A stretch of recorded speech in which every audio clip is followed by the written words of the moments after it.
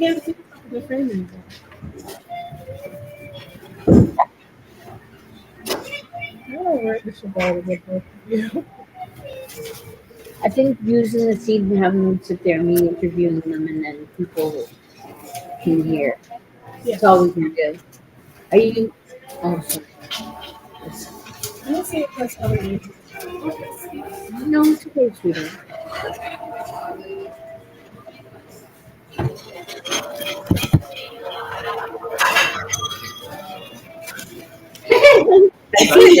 I just throw away my script and go by through my. I'll just ask you questions and you answer them. Well, I wanted to just cue card all the pictures as I go, and then you could ask questions about, Perfect. along the way. That's better. Is that better? Yeah. The lighting's better. The lighting's better over there. Now it's That better here. direction. Look Yeah. at that. That's better. Oh, it's back. Hello. Hey, you're a little early. Welcome. Hi.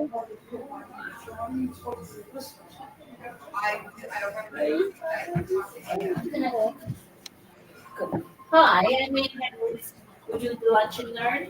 Are you here for it? I called John, I think you joined. Yes, nice to meet you, John. How you doing? Good. Well, it starts. It doesn't start yet. I know, I want to go in and just put my stuff back both sides with the sun back. Okay, sure. Oh, it's nice and sunny. Yeah, so it's amazing. Yeah. It's gonna excel a lot faster now in February. I think you're gonna bring more seats. I've met you before. I've met you Not always done. I'm not sure. We kind of look familiar, but I do the sand sculpture stuff. And yeah, I build tiny houses. It's just pray people come. to that. Yeah. I saw this long list. Apartment. I might not make the criteria, but That other shirt you gave me is good. I'm happy I'm in my Yeah. like it, but This is a the yeah. uniform isn't working. Yeah, well, Probably because my doctor unfortunately. jumping You're mad. but like it hasn't been fixed. And it's dark. It has like next to no windows. Who's you talking to? You're talking right now. We're talking right now. We're good. Okay. It's an apartment. It's a one bedroom Oh, an apartment. apartment. It's a Really? basement apartment. Well, it's got all those problems. Yeah. Well, You know, I Rebecca's was coming working from and then my dog kind of was a little bit there for staying home by himself Yeah. at first then until I I had- started the treats and I then thought it they stopped. call us anyway. Yeah. They should be. But like the windows, I'm used to having a lot of sunlight, Yeah. fresh air light, and I got myself an air purifier, and I'm trying to. I've tried renting, I and don't. that's just too stressful That's for why me. I It's just one of got those the tiny sheet. houses because Everybody's allowed stressed. in my Perfect. bedroom. I mean, the price, that's the biggest problem of all is unaffordable housing. That's And the that's part I the thing, used right? to home traffic. finding a different apartment is the chances slim to none. And I'm not living Made unless I 5 cents in 5 minutes. Yeah. because Lots I of want papers. to stay long, but like I just wanted to do it to see what it's like. Because everybody does it, and you don't know what they're going through. So I thought if I did it, I'm actually pretty lucky. Sunshine Manors, pretty well serviced. Well, Yeah. you know, I don't. There's some people that are disturbed in that, but they don't. Yeah. I feel So so much it better works with out. my teeth. Yeah, and it's like 1/3 my pension. My lips are okay, should I go fix So it? I actually saved it. That's good. Well, I'm saving my money for this. I built these houses. Right back. Do we need speakers? So I found some really nice tiny houses, right? But they're like rectangular, Yeah. and they're actually 10 minutes. Yeah, let's go for 2 minutes. See, okay, so my ideal would be a house like this. fully out of wood but sturdy like the Viking times. Oh yeah. Yeah. That obviously would be an idea, but I mean, one picture, Yeah. right? But Well, they, or something like this, right? Like, I don't know if you get beggars get to be choosers, you know, but the pallet houses are all like, yeah. they're- I mean, that's a future goal, but I know what you mean. But you know what? That saying, kind of actually, if you think about it, is slightly discriminatory. yeah. Right? Use that excuse for people who are in bad situations. Yeah. Okay. My situation is it's going to be people get to earn these houses. They actually live in them. They either work, you know, to pay for them, Mm-hmm. or they can pay through their welfare or Mm-hmm. through their pension. Yeah. And they're very, you know, people go through the whole life and they can't pay the mortgage. Yeah. There's too many of them. Because the Exactly. prices are just out. Say we're the highest of the G7. Wow. Yeah, I don't know what happened to this Look at this. picture. Canada, way up, shot up like this. The whole G7 is down here. We were in 2015 when Trudeau came in. Yeah. We were down equal with Britain, and then we just Wow. it's horrible. Yeah, I can't see any black houses anymore. There were some really nice ones that I found that were on the market. And we're not even worse. Look at Russia; they're 100 times worse than we are. Yeah, I can imagine. The ones that like are they have zero homeless. I wonder where that is at. Japan, South Korea. Yeah. Wow.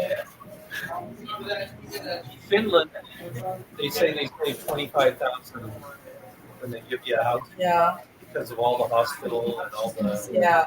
criminal imprisonment. Like they spend 115,000 for criminal. The crime is that bad Yeah. in Finland? Well, it's actually probably worse here than Oh, I was gonna say, I don't think the Nordic countries are that bad. It's in the right seats. Okay. But Sweden's worse than us, but Finland's better. Sweden? Really? I heard the opposite for Sweden. Well, Not from people living there. because of the Muslims, they Oh, yeah, they like way too many Muslims. So Yeah. yeah. But I was gonna say, until without the thing, I don't think it. I don't know. I didn't. Like they just got 5% Muslim. Canada does too. Canada, the States. But the states Oh, don't you take can it. just here. They don't. Yeah, Yeah, well, what they do is go to war and then they don't take them in. We take them to Europe. Yeah. They have Well, over Europe. I think in Europe it's only a couple of countries. From my own country, they take them all in the Syria. That's where Ann is sitting with the. And then a couple other countries. And then Canada, but not all of Europe. Well, what happens is we spend $9.5 million to Ukraine, and then 50 million to refugees to go to Europe and Canada. Same with Syria, we spent 4.7 And the billion on states don't them. take them in at all. Yeah, the states don't take them. No, I don't think there's another angle we can go on. No, we don't. Draw, we're gonna do a couple of draws. So I'll leave that with you. Well, they only took in 1%. Really? Yeah. Wow. That seems a lot more. Yeah, well, the states are the ones that are having the wars. Yeah. And then we pay the price. You don't have to though. And I think Trudeau is doing this on purpose. I mean, I don't even follow Trudeau anymore, but I'm not kidding. Well, it's the left and the right are not working very well in general. Donations. Okay, I'm sorry, I didn't pay attention to everybody. Okay. Okay, thank you. Do we have this? What was that? And You want to move the camera, but the camera can't. Where's it going to go on top of It it? is. I can't move the camera. I mean, there's more documents. refugees or something. People like for instance, Calgary, 436 people have died from homeless. Who was that? 26 have I died mean, from murder. Wow. And as far as street sweeping, it is it has still on? 58 died since 2002. Mhm. So this is murder. We'll see. We'll wait. Yeah. Come on. Is there anyone from the government coming in today? Maybe, there's some that say they're coming in, and some are doing some interviews. Some key people are going to be, which is really good. Oh, I don't know much. That's amazing. No. Thank you. Yes. Francis. It's hard getting the marketing there. We're gonna do that. Oh, Oh, you guys, No parking. No parking. No. I took the bus. I'm usually pretty good with estimate. I'm usually not that early, but I don't know. Trying to estimate at this point when I'm focusing on the way is really hard.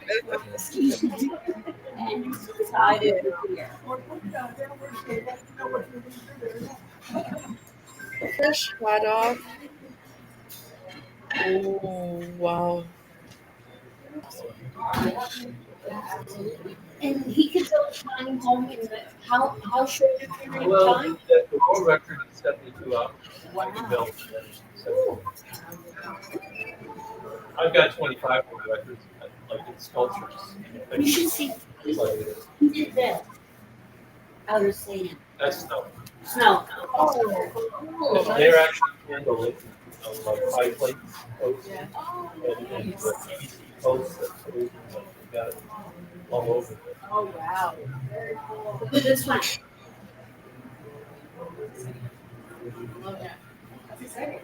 How many people get to these events? Oh, I've had hundreds of thousands, millions. Like China's the biggest, 8 million people on the beach. It's pretty nice. We've had up to 250,000 for sandcastle contest in Canada. That was at the World Championship. And that's in 4 hours. So it takes them hours to get out of town. Draw more people than the Pope Ooh, this is nice. or the Super Bowl.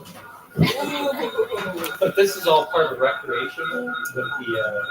This is the idea is I give free workshops to people there, so they're not bored. They're not out. They can play around with snow. I'm building a museum. Yeah. Because I've had calls from people saying, is it still on?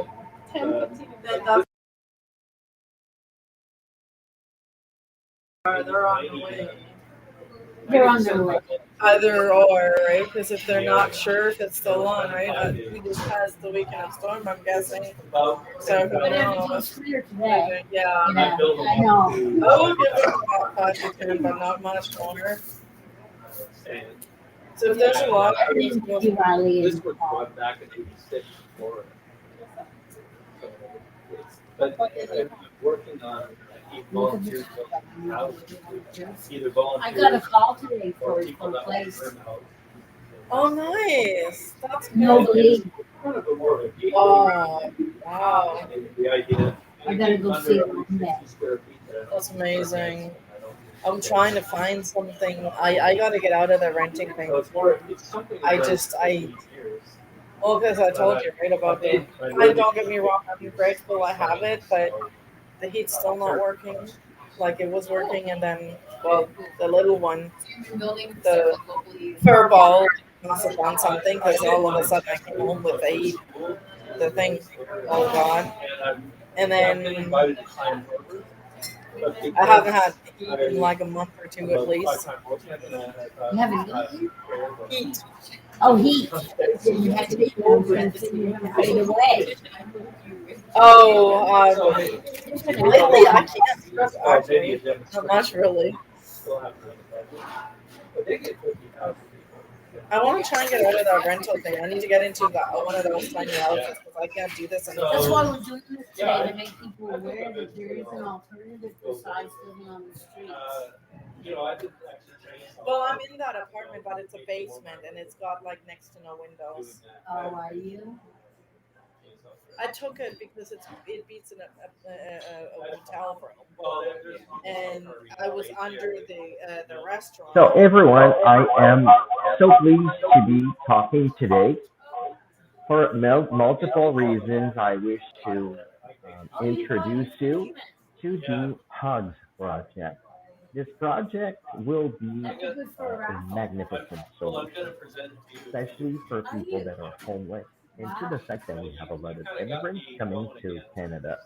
The reason for doing such, Paul Dawkins, is wanting to make sure that our H.U.G.S project turns into an eco village, a self-sufficient village, a village where multiple people will be able to live, and it will also serve to create employment. So just about anyone who happens to work for building, for the city, for gardening, for building and house maintenance, and so on. We certainly look for volunteers, and we would love to have you on board. Whether it will be in Ontario, in Quebec, in New Brunswick, in Nova Scotia, Newfoundland, Manitoba, Saskatchewan, Alberta, along with British Columbia. So we certainly welcome you to join in. Bonjour, mesdames et messieurs. Alors, mon nom est Steve, producteur et exécutif. Je voulais vous inviter, donc, définitivement, à participer à notre projet. Nous voulons faire en sorte que les gens puissent venir donc participer. Nous voulons amener une nouvelle solution pour l'hébergement, l'accommodation, ainsi que vraiment faire en sorte que les gens puissent ne plus être dans la rue. Donc, ceux qui sont intéressés, rendez-vous sur ccv.ca. Il s'agit tout simplement de nous envoyer un message d'intérêt, donc une lettre d'intérêt. Nous considérerons votre candidature, c'est certain. Nous attendons présentement de pouvoir regarder le programme avec Anne Edwards et nous invitons aussi très bientôt à regarder l'émission. Ça va devenir un succès. Il va se nommer un bon café. Parce que c'est très bien, en prenant un bon café, on peut discuter de plein de choses. Alors, je vais laisser la chance de prendre l'antenne encore à Anne Edwards et on a bien hâte de vous revoir. Au plaisir de pouvoir vous parler sur un bon café. Kind of what I was looking for or looking at on Facebook. Wow. Houses, right? They look nice. I know. You should have seen. I took pictures and I can't find them. You should have seen the one that I found on Facebook. Are they? And you know what? They're called tiny houses, but they're partially 2 3-bedroom tiny houses. He built 2 bedrooms too. 1 Yeah. and 2 bedrooms, yeah. Yes. That's what we need. Because like, Children see, this is kind of like, Have you haven't right? Have you got any? I didn't find There's lots of room for people in the bridge. I was sitting there, I'm in the bridge and I Sorry, don't just see a lot of so vacancies. these I found on Facebook, not the ones that I was looking for, but like kind of like this or something. Like this. I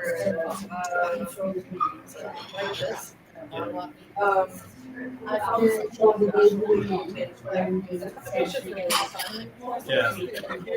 But this is what this is kind of what I would. They look like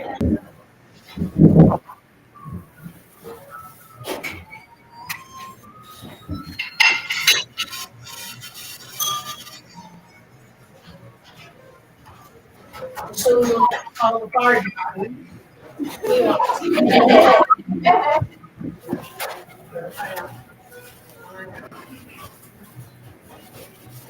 Start over here. Can you not?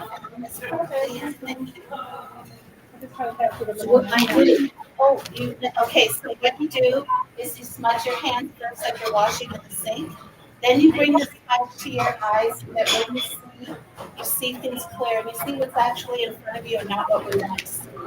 Then you bring the smudge to your ears, both ears, so that when we listen, we hear what people are saying and not what we want to hear. Then we bring the smudge to our mouth so that when we speak the truth, and we don't speak or hear or see evil of people.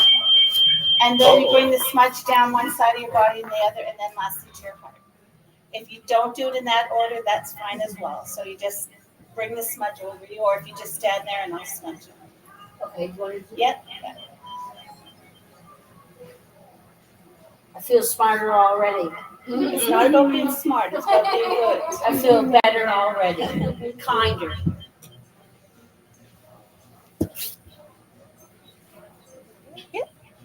Very good. That's the good.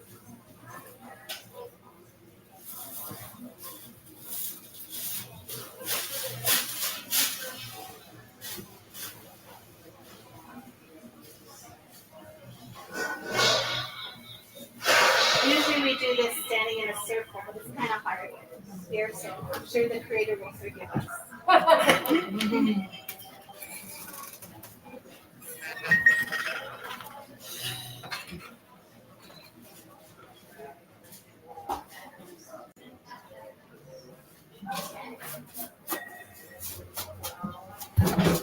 I've never seen this before. Okay. Now you're smudged. Yeah, I have a table and it's like but you're good. Yeah.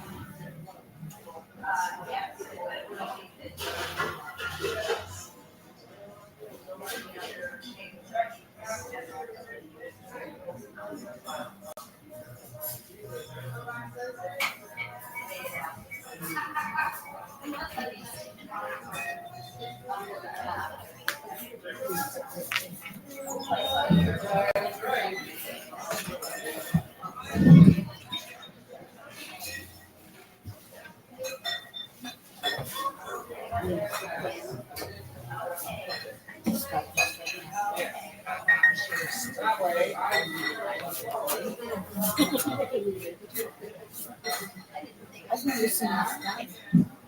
Before I begin, I want to acknowledge that we are gathered here on the unceded and ancestral territory of the Mi'kmaq people. I am not Mi'kmaq, I'm an Anishinaabe, which means Native woman in Ojibwe. I'm originally from Atchwan First Nation by Sault Ste. Marie, Ontario. I spent 36 years in the Royal Canadian Navy, which brought me here to Djibouti. And I married my husband of 47 years. He's from Djibouti. He's a settler here, and I love Nova Scotia, so that's why I'm going to start praying in my language. I'll introduce myself and then I'll switch to English, but I invite each and every one of you here to pray in your own way. And sir, if I could please ask you to remove your hat, if it's possible. Whenever we are watching wonderful presentation in the universe, we would like to invite all people, viewers, and future viewers who have watched this video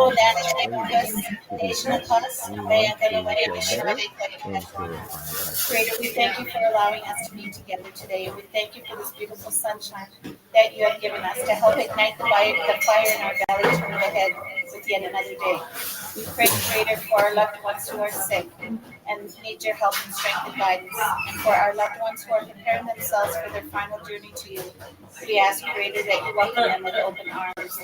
And I ask that you come into this room today, Creator, with these men and women, and help us to open our hearts and our minds with clarity and understanding of the words and the stories that we are about to hear and to share. I pray, Creator, for those men and women, the doctors, nurses, firefighters, police officers. I think we're getting a little bit of feedback. So first of all, thank you for coming. And last time we spoke, we weren't at the bridge. It wasn't an actual thing that was going on. Can you tell me what's been going on in the last year at the bridge? Sure, good share with you about the bridge. Sure. The bridge is is a shelter run with Order fries. It is unique in the sense that it is a healthcare integrated services shelter, which is new to Nova Scotia. We have had a team of folks offering healthcare services in shelter kind of globally, remotely, but this is the first time that we've actually had healthcare services on site in the building available to folks. We are a very large shelter operation. We have over 180 clients and lots of staff who work.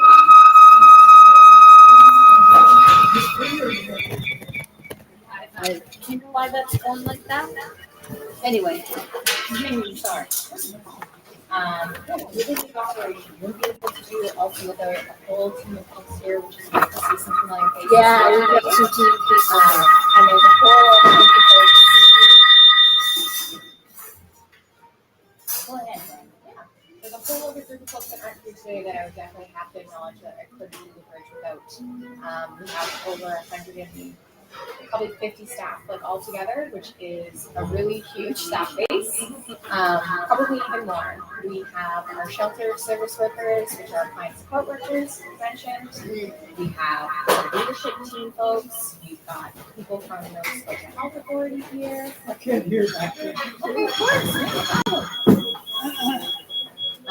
Lots of folks from Nova Scotia Health Authority.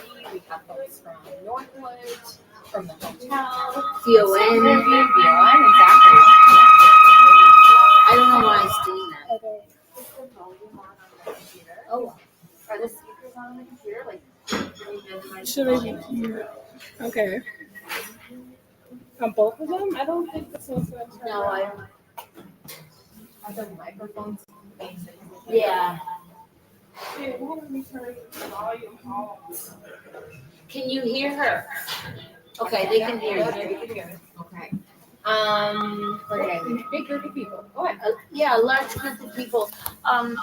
What changes have you seen in your style of management, handling this number of people in one setting? Good question. I don't know if I'd say changes because this is a huge new project, lots of new things. And so I've never done something like this before. We've never done something like this before as community. One thing that I really try to embody at the bridge is bringing in community and building a community internally, and that comes with clients and staff, and trying to make sure we make decisions collaboratively, that we seek feedback, and that we work together. I think that that's what I would hope would be maybe how I lead the ship, so to speak. Yeah. I hope that answers your question. Yeah, that answers my question. What types of people do you see coming through the doors at the bridge? I can tell you the folks that we hope to support, if that's Yes. like our mandate. Yeah, so we had a really unique opportunity with the bridge to bring in a lot of people at a very quick and rapid rate. And so we wanted to be very mindful of how we're using this really unique opportunity.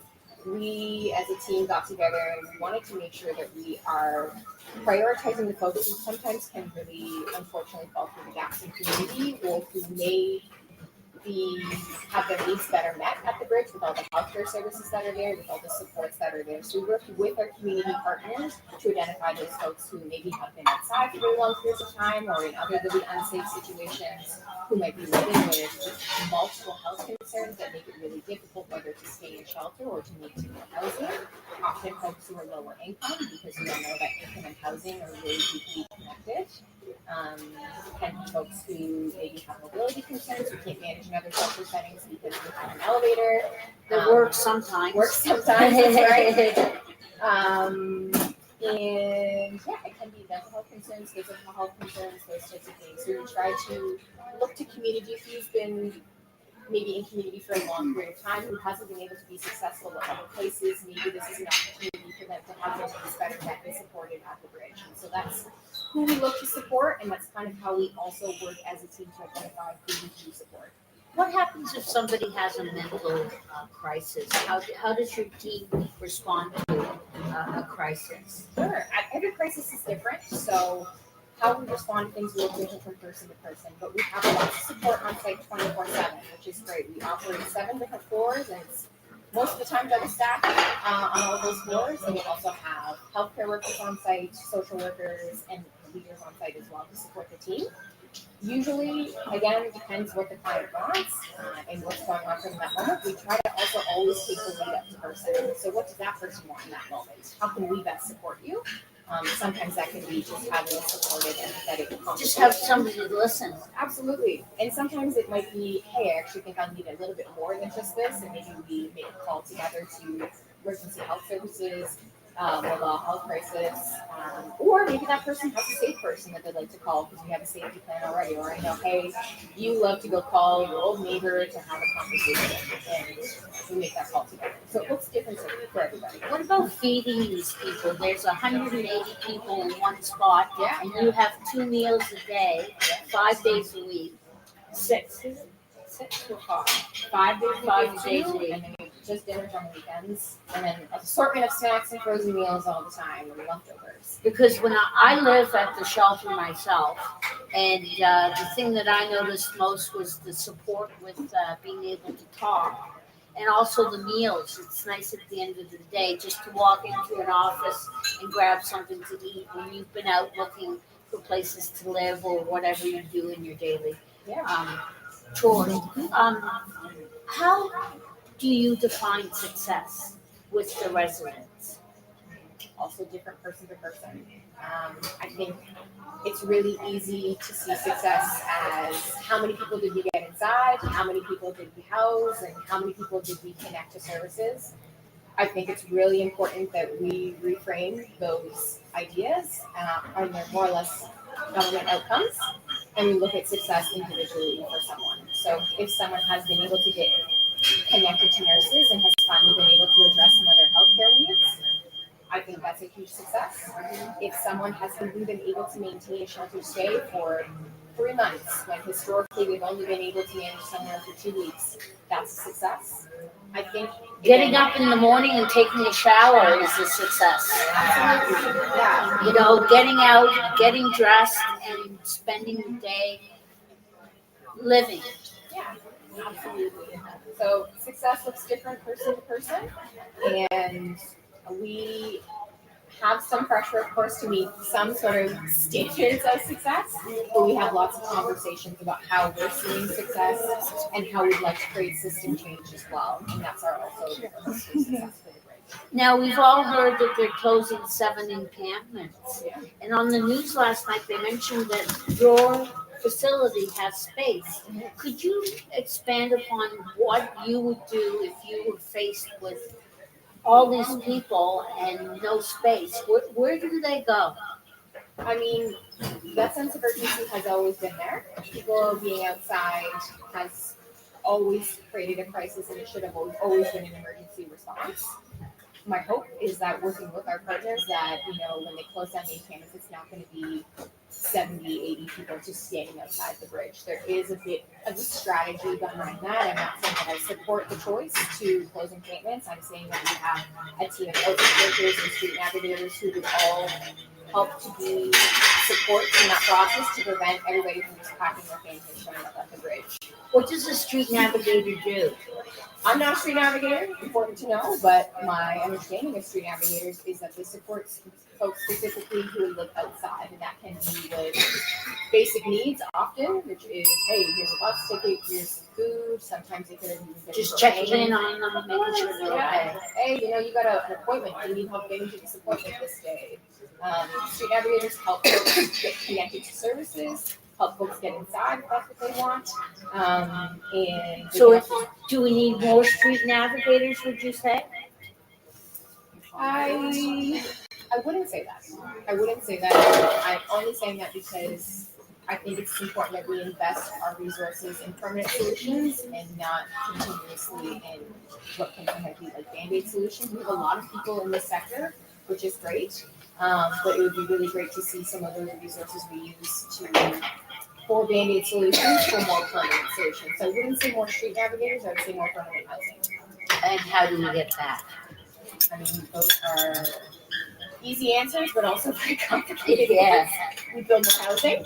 We have somebody here today with those tiny homes, and I'll bring them up in a few minutes, but, the encampment, volunteer was supposed to come today, but with the announcement that they're closing the encampments, he wasn't able to attend. Yeah. If somebody is homeless and they need help, what would you say to them? Well, I would say look to try and connect with some services. So that could be if you're outside, figure out when the street navigators are around. It could also be connecting, I'd say, with your community. I'd say the people who live amongst each other outside are actually your best resources. People really do know. They can give you probably more tips and tricks than I actually could too as well. People have been exceptionally resilient in circumstances that they should never have had to. But that they carry so much knowledge around who can you talk to for support, where do I go? So I would say connect with your peers. I would also say, of course, connect with services. The Hub, for example, is just kind of down the road from us on Waterton Street. They have drop-ins on Tuesdays and Fridays. They're a great resource for folks to be able to just get some of your basic needs met with hot shower, do some laundry, grab some food, but also to try and actually get connected. I don't want to create a false narrative that it's super easy to all of a sudden find a support worker and a housing support worker and immediately you'll be on someone's caseload. Unfortunately, things don't look that way, but that is also why we have street navigators and drop-in sites to be able to have people to connect with, to hopefully bridge until you're able to get more long-term one-on-one support. With the people that are residents now, how do you handle, I don't know why it's doing that. Is it you or me? With the people that are there, if there's an escalated situation, is there security on site? We do have security on site, but our goal is always to be able to support folks to de-escalate ourselves first. Security is there to support lots of folks. They said they're so looking forward to it, and the people that volunteer with me, it gives them a purpose. It gives them something to do, something to look forward to. Our best showing was 46 people, a quarter of the population, and it's growing. Every week, people are talking about getting out of their room, maybe getting a candy bar and a bag of chips that they didn't have for months, and giving them an opportunity to have some camaraderie. And it's working. We went from every second week to every week now, and I don't know what I'm going to do if I'm not living there, but I'll have to come. Summing up, we have a gentleman here with tiny homes. What kinds of solutions would you think that would be helpful? I mean, there's vacant buildings, there's some places that could be converted. Do you have any thoughts on that? I mean, I'm not a specialist in the sense of understanding all of the nuances that come with rezoning and what funding comes from, because it is actually very complicated around, hey, you can get funding and it actually has to be fit in this very tiny box, which is very difficult to make work. What I will say is that, of course, investing in permanent, long-term, secure housing is really what we need. We need more public housing. We need deeply affordable housing, not market affordable housing. There's some things coming online, but it's deemed affordable based upon the market, not based upon what folks' actual income is. And so in our field, we talk about deeply affordable or affordable housing. I don't know what is based upon 30% of your income. 30%. Yes, and so I make $400 a month. So 30% of that would be about $100 a month, even less. even less. Yeah. So the goal would be that more deeply affordable housing, I think, is what needs to come online, and also like permanent long-term solutions. So we've seen some things pop up in our community, like the modular units in the last few years, which is, it's nice to see something that people can go into, but it's also, again, a short-term investment. Modular units don't last forever, and it would be great to see us invest in something that can truly be long-term, and that's that's what I would really push for, and truly do more public housing, or some way to figure out to get the private market online to create deeply affordable housing, which is. What do you think about politicians? Do you think they're doing a good job on affordable housing? I don't want to get too political here.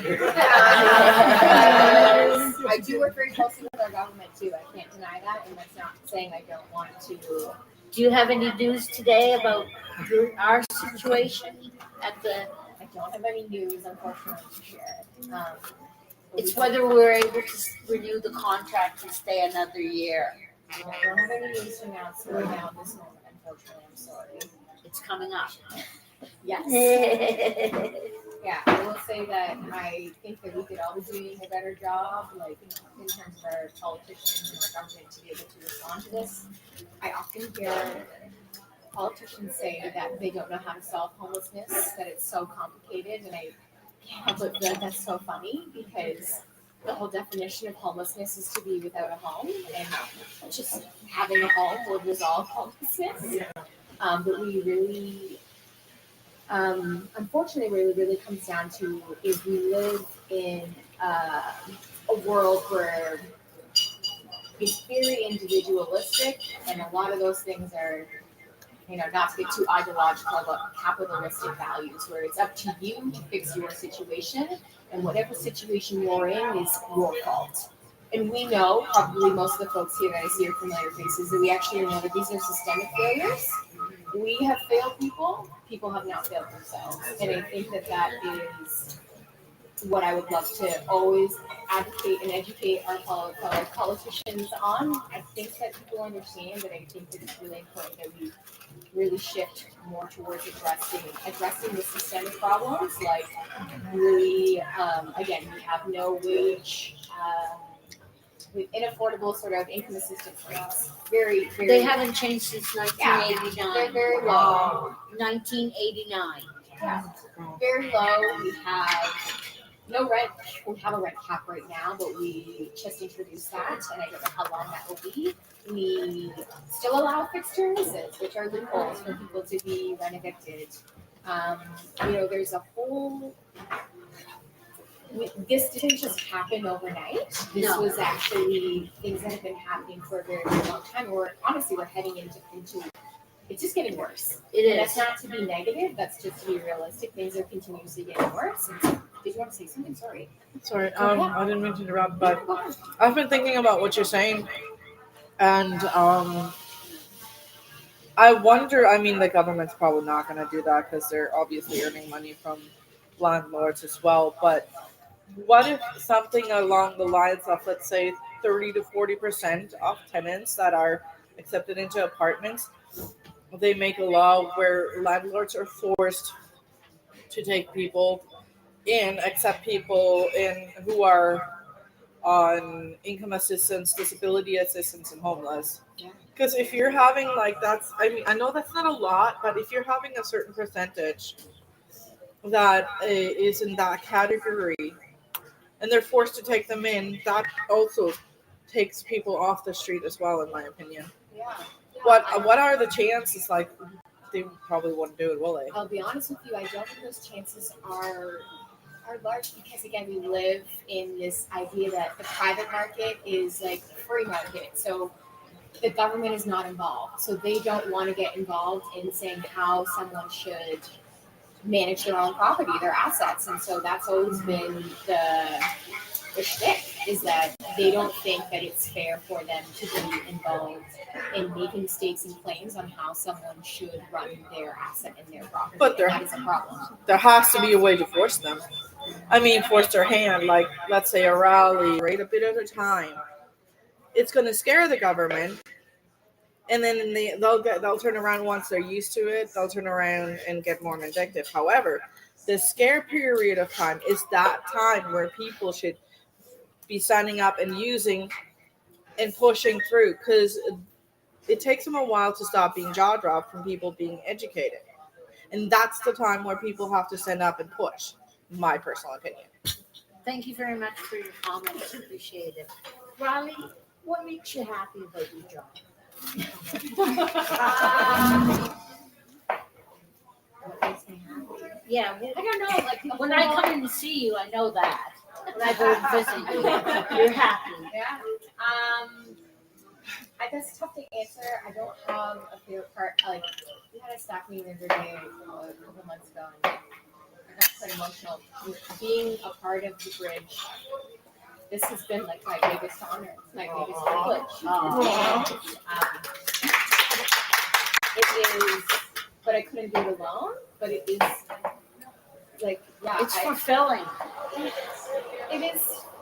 I don't know. It can be fulfilling. I just feel so deeply humbled and privileged to have been able to do this. And I feel I think what keeps my cup full is the folks who I see day in and day out who are also doing this work together. And of course, meeting and having the privilege and honor of meeting all the folks who come to our doors and working with them and hearing their stories. Those are the things that definitely I think keep us all going.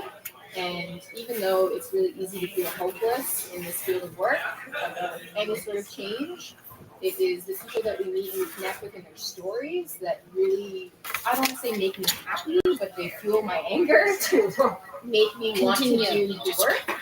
And that is, yeah, the work in some sort of maybe bizarre way does make me happy, even though it's obviously very sad sometimes and very angry, but social justice is really important to me, and this has been a really unique opportunity, I think, for us to hopefully move the needle into system change, to connect people, to offer people, of course, a supportive place to be.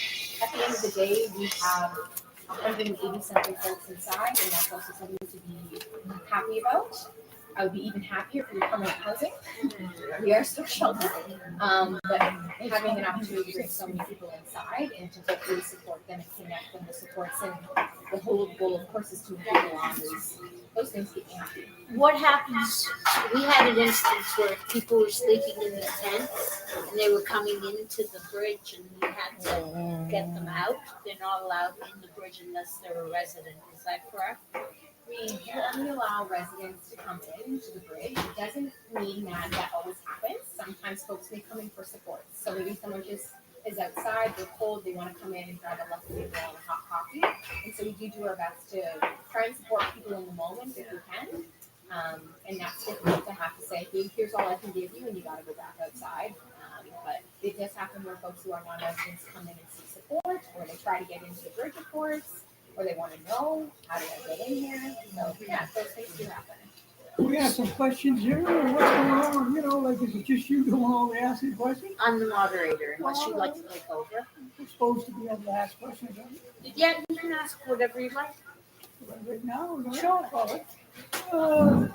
going on with the bridge with the people outside and then tents on the other side of the bridge?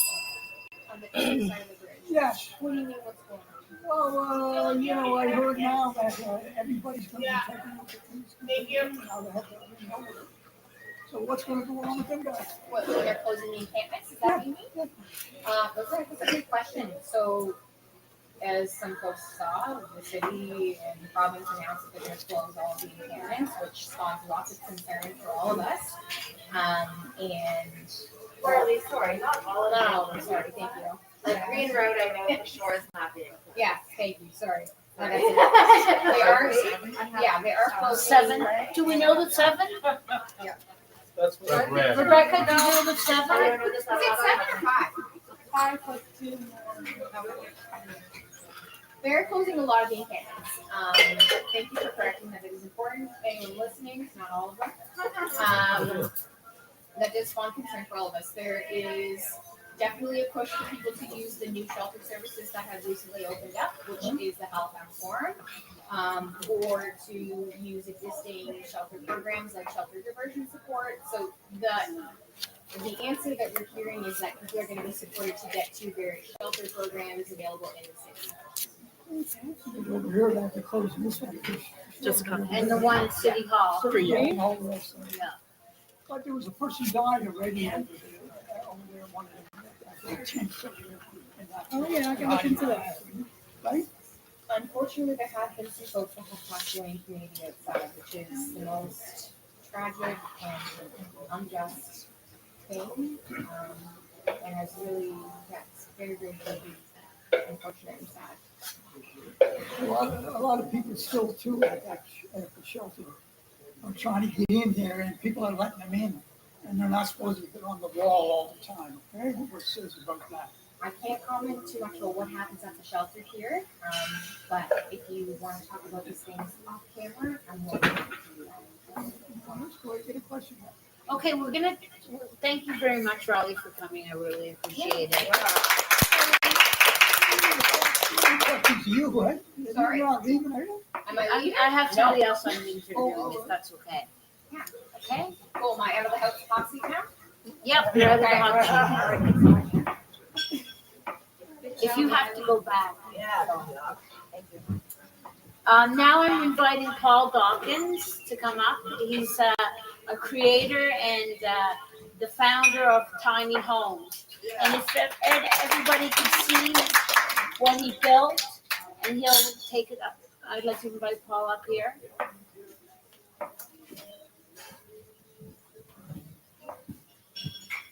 His name is Paul Dawkins, and he's a creator of Tiny Homes.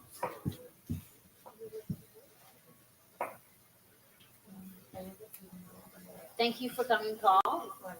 First of all, can you tell us who you are and why it's important that we learn about tiny homes?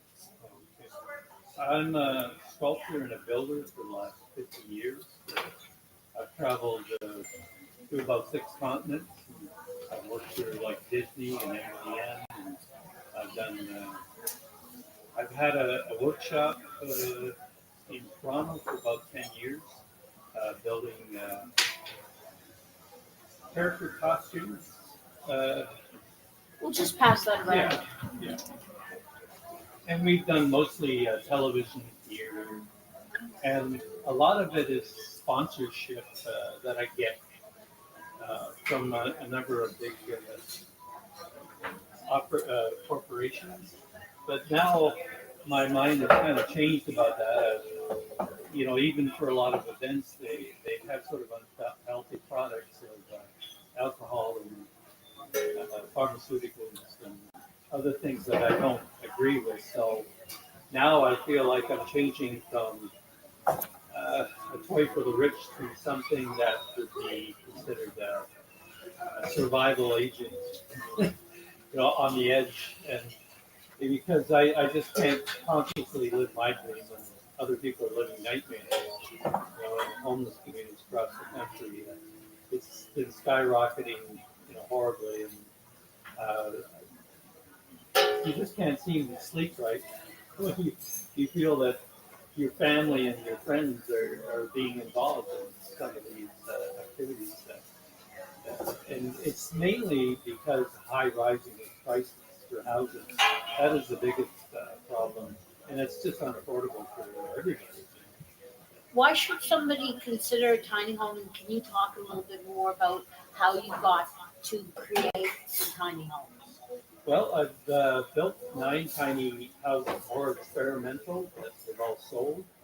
And I've evolved up to this point where there's an option of 5 different houses, you know, starting from actually $700, and it goes up to $30,000.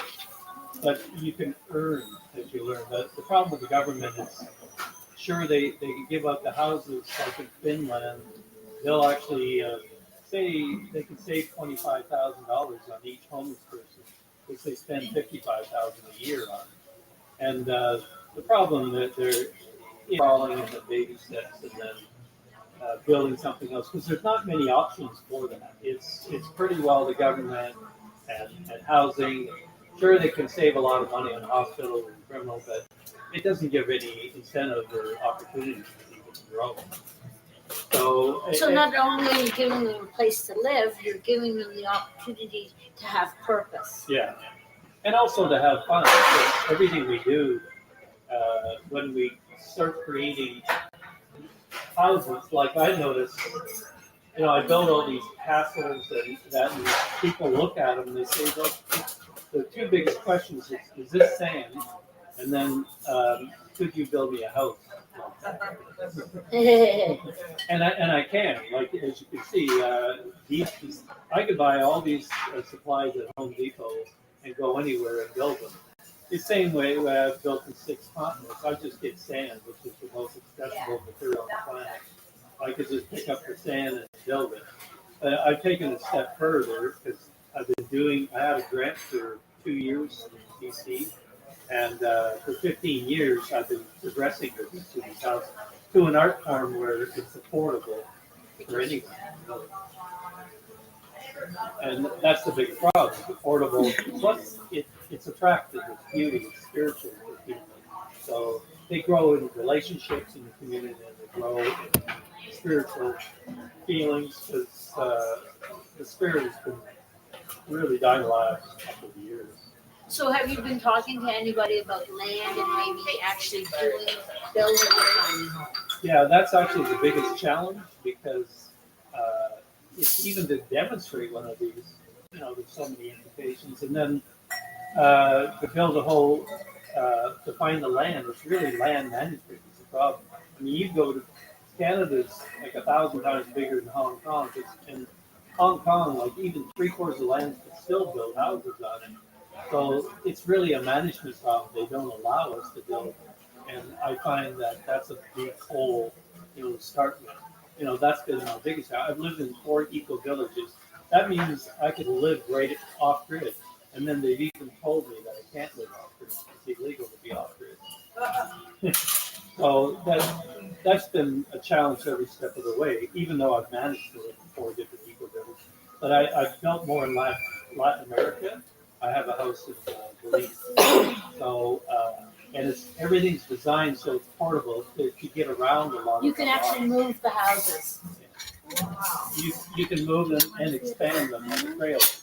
Just keep on as you can afford it, because if most of your money's going into a mortgage, this is designed without a mortgage. This is designed with very low maintenance possible, because just the cost of heating, we have the top of the line heating with rock wall and aircrete and we start off like you see the tents that have electrical system. Well, they're 8 times more costly than a diesel engine that can heat the thing, and the exhaust goes out of the tent. They're actually used for garages and things like that. But when you have insulation that actually thermal mass holds the heat, and it's the top of the line holding the heat, then you're billing. Because sometimes this heating can cost more than your rent to a lot of these houses. And then, then you add on the other thing. I mean, even houses cost more than vehicles for fuel, carbon. Even though I'm getting carbon tax of 25% more in my tank in the last 6 months. Yes. And I'm going, what is that supposed to do? Like, the idea is to save the earth, but they're going to change the temperature of the earth by 1 degree by 2050. And they're going to spend trillions of dollars on that. And I've already got systems that defeat that. I even do my greens that I use carbon dioxide to grow the greens. Because the greens in the earth is actually growing 5% over the last 20 years because of carbon. If we go to zero carbon, we all die. There's nothing to breathe. Yeah, they actually thrive on carbon dioxide. Although I think we control it, because I was a Greenpeace to start with, but minus the piece, I didn't want to get into sabotage. Even corporations. So who would you have to talk to get the necessary funding to create a tiny village? Well, I'm utilizing my ability to sand sculpting. The sand sculpting has drawn, hundreds of thousands of people up to millions. Like, our biggest show in China had 8 million people. And we've had even 250,000 in Canada for the World Championship. And I get into these events, and I know it's a big draw to get donations. It's one tool that I could utilize to get donations for this, because and then the community could have fun at the same time building it. Like even building a museum with sand, and actually model the type of houses that maybe people want to do. I don't get into deeply the custom made, because that's a lot of legality. At least stepping up, to each segment, because they, then it's like their world that they can deal with it because there's so many complications. But this is the time.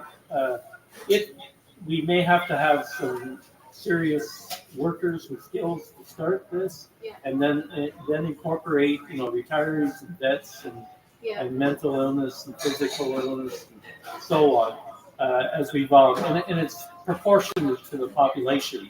But I would say down the road, for this, it's harder to get this all started with the abilities, the correct people, because I've done it with artists. The lowest end of the totem pole for financing is artists. And I've worked with, I've hired thousands of artists, either volunteers or workers, shops. I've had 20 full-time workers in the costume business, or 100 contractors, and I've shipped them all over the world. So it's something that can be exported the world. Like we actually think globally but act locally.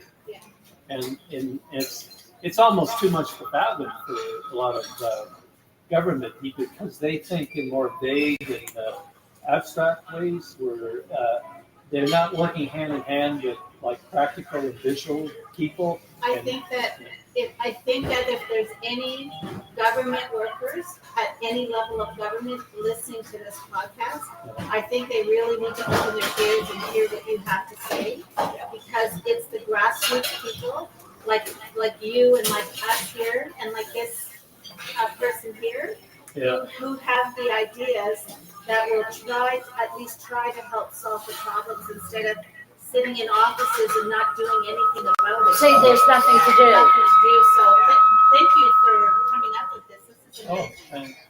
Yeah, they've been toughing it pretty well. Like it's like these trillionaires have tripled their profits since the lockdown, and billionaires are doubling their profits. And then the middle class, like the millionaires, like I was one time. It's just we've been kicked out because we do most of the work and most of the taxes, and then we can see that's how everybody can get end up homeless. It's just a few things go wrong, like a divorce or a landlord, an injury, anything can happen. And because the prices are so high, like if a house is $1 million average, and then you're tripling that with maintenance and mortgage, I can't imagine we're not all millionaires. I have two questions actually. The first one is, I know this is probably a weird question, but I keep forgetting what pallets are, and also I was wondering, these tiny houses, would they be able to be also built through like bricks or solid, sturdy, waterproof wood? Like, the sturdy wood, but with like a lock over, like a cover over it that makes it waterproof. Yeah. Well, I've actually built a pallet house, and it was the first material I've ever worked with. It's inferior to any wood, and because it's cheap, it's very difficult to work with too. Okay. So I think they call the company pallet houses, but they're using a different formula. Oh, okay. They're mainly pre-slabbing.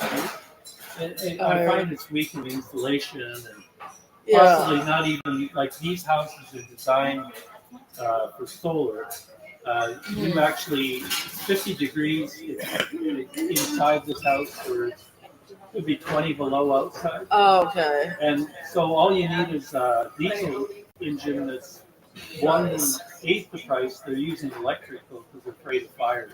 Yeah. But, in a sense, I mean, you're 8 times more likely to be killed by suicide than by, even all our sponsors are going to be like Home Depot or all the non-toxic products, because I feel bad about getting successful on toxic products, and this is all healthy products. It's health is wealth, really, for everyone. I was just thinking in regards to can we start this? Would it be possible to get the construction workers together, pitch them the idea, and see if they're willing to help? Well, they build the houses. housing minister is the person to talk to, I think, if I'm correct. Yeah, we don't. Yeah, but if actually the need a lot construction of workers skills. are This behind doesn't- us, this is not high end skill actually. This can be done by volunteers. Oh, okay. Yeah, this is a combination of volunteers and people that want to own a house and work to build and own one of these houses. Direction. Be sustainable. They crawl and they take baby steps and then they they build their confidence, and it's amazing. Some people I work with were homeless. One person, I won't say the person, but she started out homeless and then she beat me at the World Championships for 5 World Championship titles. I don't have a degree in it.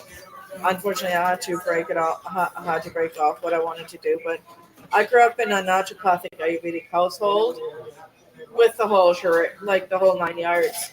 And I know mostly governmentally speaking, to advise people, you have to have like a piece of paper, but I'm willing to help out with what I know in regards to health and nutrition. I grew up in it, like on the Indian side and the Chinese side, like Ayurveda, naturopathy, homeopathy, Tai Chi, meditation, yoga. I mean, I'm not an expert, but I would say I know at least enough growing up in it for a while.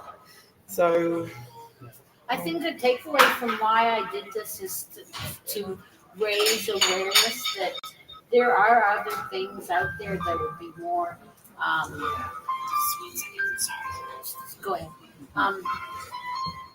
if we could get the political will behind us, we could build these tiny homes. And that's why I did this presentation, because I can't do it alone. I'm only one person. And to be able to get the political will to do this, to give people hope, that's what people are looking for. I got a call today that I got a place, and I'm like, I don't know what I am right now, but I'm excited. They said it's mine if I like it. I think you only get 3 chances to say no. But I'm excited about that. What's that? It's public housing. It's I don't even know, because I was so excited. I didn't ask anything. It's just you got a place for me to live while I'm there. Did anybody have any more questions or comments or? I want to help. You want to help? Well, here's a graph in Canada. The G7, all these countries, at one time about 2015, Britain was about equal with us, for the high cost of living. Look at how much Canada shot up in the red here. Japan is actually lower, their housing costs has gone lower. Ours is skyrocketed. And it's because half of our real estate is actually owned by foreigners. And they don't really care as much for the community, and they're not working with the community, so they're just profiteers, that are just making more money, and that's the problem. Is, you just keep catering to the profiteers and rich, and it's getting to the point where all these people that are rich are just getting wealthier and wealthier, and we're getting poorer. But it's actually an apocalypse time. And the last time this happened was in the Second World War, and before that, the Civil War, and then the American Revolution. The American Revolution was really the first time in history that created individual strength. The individual, like the French Revolution and the American Revolutions, it's when they wanted to get away from the government and be more. And that's where the Constitution came from, which is very brilliant. It was actually worked with the native people and the people that wanted to get away from Britain. So that's another period we're in. But apocalypse means that unveiling the truth. The idea is that we're unveiling the real truth that's going on, and I believe that we'll come out in the other end better. It's hard to keep people to be optimistic in the apocalypse right now, but we're unveiling the truth at the same time, and that's the beauty. It's exciting time for some of us. horrific. I mean, my horrific time was actually the COVID, because I had a number of small businesses that couldn't exist anymore. I couldn't even travel. My business was, most of my money was from traveling, building these events, and now I couldn't do it, and it just crippled my whole industry too. Will you be doing an event here in Nova Scotia? Well, I'd like to mix the sand and the housing all together, so they'll draw people, they'll draw sponsors, and they'll draw attendance and communication, broader. I kind of look, music's a great communicator. It brings people together. Some it's religion, where mine is the artists. Artists has gone back, 100,000 years, been the greatest influence in human history as a tool. So that's what I'm using as a tool, my art background and attention. And these are sculptures to me. They're not really, that's my love. They can't even work for a living when they have no address. Just to be employed, you have to have an address. And then it goes on. And then, if they got a fine and it turns into a criminal record, then they can't get, employment. It just goes on. And nobody. I find the government can really visualize this yet. I think it will take a lot of teaching for them to learn that. Yeah, they can do the administration, the management, but not to be running their lives. I'd rather just take care of more of the small stuff and not interfere with the process of the solution, the whole solution. I should probably not be saying this. That's not going to put me on the spotlight, but I don't even care anymore. What most people tend to forget, and don't pin me on it, I'm not 100% sure, but as far as I remember, the government was created by a small group of rich people. And the government was originally created to work for the people, not the other way around. And the government has to make sure that the people, society forgets about that, because they know the people get together. They're stronger than the government. They could overrun it. Practically, what I'm saying is, if all of society got together and came together as one, they could even shut the government down as easily as it got created. Even in a blink of an eye. And most people don't realize that. Not put me as a top target saying that, but I've been targeted for the so I'm used to it. We shouldn't fear our government. I mean, we're being controlled more by fear than love, really. But that's my whole point. I know I'm targeted, and I don't care anymore. But I'm saying that's why I said it's probably bad of you to say so. But if the people got together as one, we could dissolve the government as easily as it be built. Rebecca works for the Susan Bourbon, the MLA. Is there anything that you could add to how we could get a hold of the right people to pitch this, even if we did a video and sent it? I'm putting you on the spot, and I meant to do it. And you meant to do it, yeah. I mean, I think that you're on the right track with the health minister. We think that everyone needs to, whether it be tiny things, or whether it be rent control, or whether it be incredible, so 30% of your income, which is what affordable housing should be, or whether it be non-single housing, it's always get all of their employees, because they will listen to you if it's kind of like they think can put them out. And it's what you listen to, so definitely getting a hold of your own MLA as well. I think a little bit competitive is around 4, where we pushing that. So what you say, we need community to organize, we need positions, we need rallies, that there needs to be big ground. I would say, as a consistency assistant for them on day, the more emails and calls we get, the more we tell them off. And the more they can get to the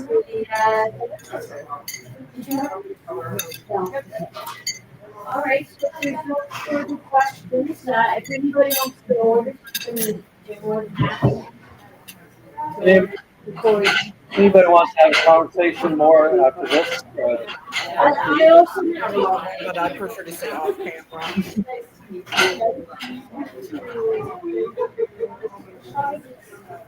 Prizes, okay, I'm gonna do the prizes now. I put them in an apple from the box. So I'm gonna give you drum prizes. Yeah. Just if you get, they're all females here, so there's a manicure if you get it, and I went for a pedicure there, and they're beautiful. It's the Chic Salon at the Hydrostone. So that's one of the prizes.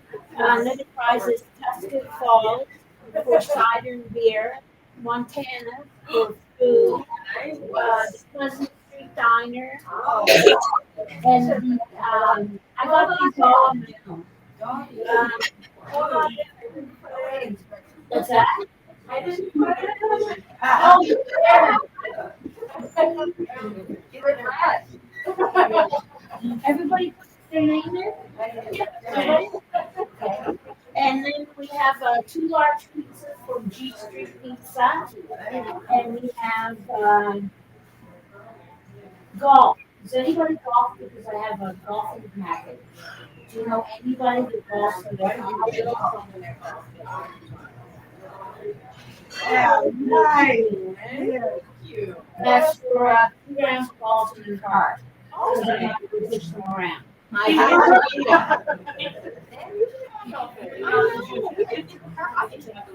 Can you? One of us is gonna have this. We need a designated test driver. So, okay. There's,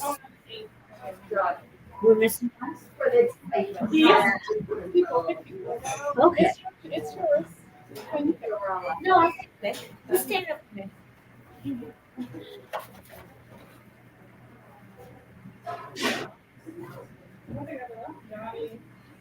He laughed, I laughed. I was just giving him that. Yeah. Nicole W. Nicole? What would you like? Would you like to take a manicure, or would you like a cider and beer? Would you like a meal?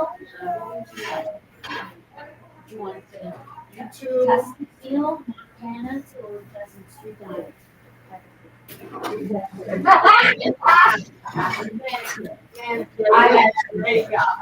So all you can do is show that, and they'll take you in and take care of it. Well, Jessica?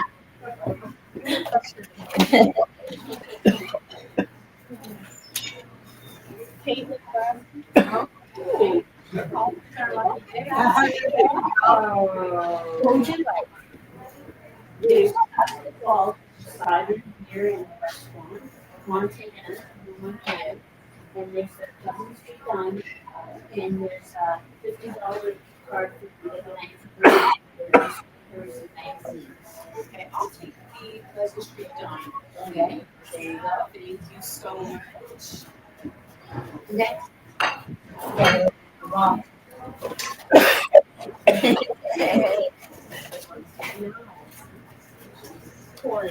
Corey.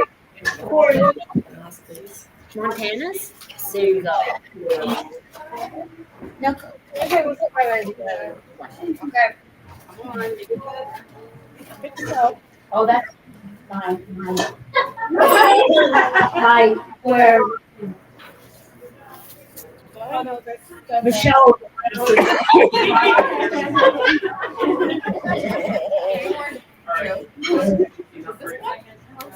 That's from that man. Down there. You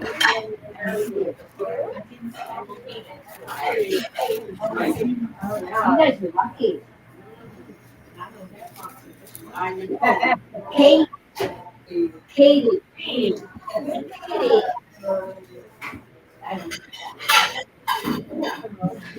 Katie was like to fall and beer with me.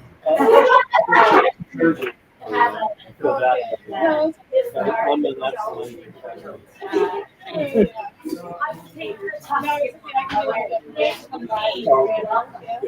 Yes, thank you.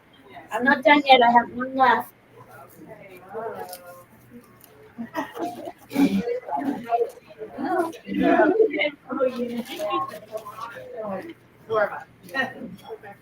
Rebecca, you want a $50 gift card to Atlantic News. Oh my gosh. You're 50 years old now. Oh, we just celebrated the 50th anniversary of Summit Up and Home, and Golden Horizons Toys, and he'll come by and pick up his card. And I like to think everybody from the bottom of my heart. You put it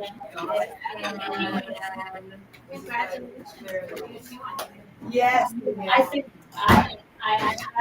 maybe I'm so nervous about it, but it was good news. Jessica and I were at Tim Hortons, and I got the call, and they said I have to go see it if I like Mom. So I can do more with more. Yeah. Right. Thank you, everybody.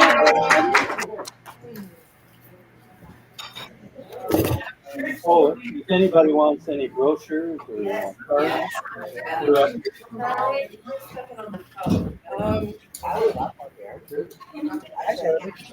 I've got a few more ideas, but I prefer the And I have laying down in Dalhousie. You know where that is? Yeah. You know where Orange Field is? yeah,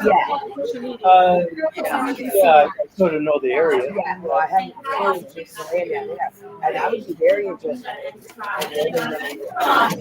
Okay. yeah. Just one of them, or just? Well, just wanted to have for him, and then maybe, if another volume, maybe you could absolutely someone down there. Oh, yeah. And his name too, but if you can build more for other people who Oh, are yeah. getting out of prison.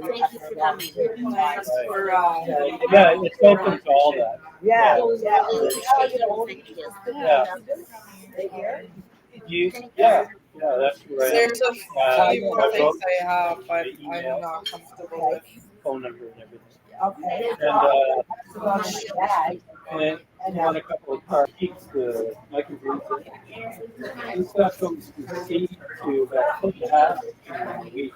And then you cut it and then store it. And then actually you block what company you want. Sunflowers, peach juice, radish. And we just pick off the table.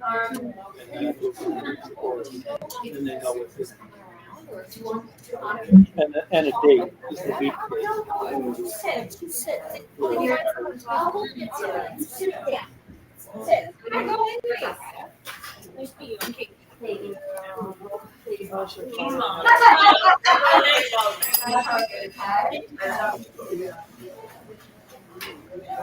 Yeah. Oh, thank you. Yeah, we're in 92. But we work with some of the I know the house Next is 2 in weeks will happen. Dan Edwards Show has been for a fifth edition. Certainly a great discussion panel. We have been wanting to ensure that people who are related to homeless, such as Riley Booroff, along with Wilsick, who is a volunteer looking after the different people within Halifax, especially within Canby there. We're wanting to thank all of our guests, including Paul Dawkins, And I will take a special moment to say we're quite glad of how it has turned out. You will see within the next, what do you think, along with the ended word show, way more interaction. Now we've been talking with the Nova Scotia government and we will be talking with the other provincial governments across Canada to bring this solution. So on this note, if you're wanting to be part of any of our television productions and podcasts and web TV, certainly contact us to ctv.ca and we certainly, most certainly want to hear from you when it comes to any of our broadcasts. We are finding it so important that you can be commenting, suggesting, and complimenting. We are there for that. Nous voulons vous remercier beaucoup d'avoir regardé le N Edward Show. Alors, nous sommes d'abord et avant tout là pour créer une émission avant tout en anglais, permettre aux gens de pouvoir vraiment voir différents aspects de la vie qui peuvent nous aider. À l'heure actuelle, il y a beaucoup de difficultés vis-à-vis des sans-abri, mais qui ont amené des nouvelles solutions. C'est pour ça qu'on a présenté ce qu'on a présenté. So, for all Canadians at the current moment who are living homeless, we are wanting to really find solutions, and you're more than welcome to come within an interview on ctv.ca to talk about it more. Thank you very much for watching, and of course, we love suggestions, comments, and more. Thank you very much.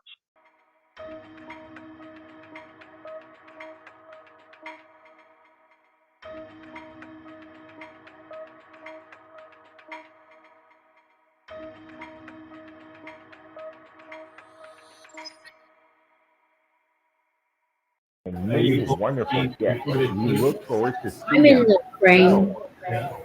You will have the privilege to see on the red carpet how everything is getting opened up within the studio. That's the right position right there. Or is it from real estate here? How many people? I don't know. My purpose is to,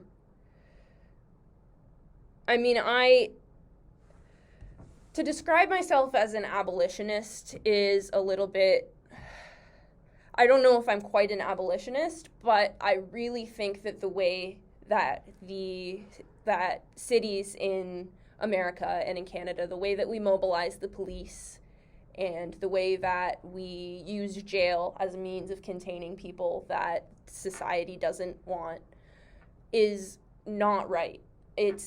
I just think that the way that the police and the jails are being used in society is unjust. It is not the way that things should be done, and that's my passion, that people should not be imprisoned because of the behaviors that they need to do to meet their basic needs. If somebody's out there listening and they'd like to talk to you, how would they be able to arrange a correspondence?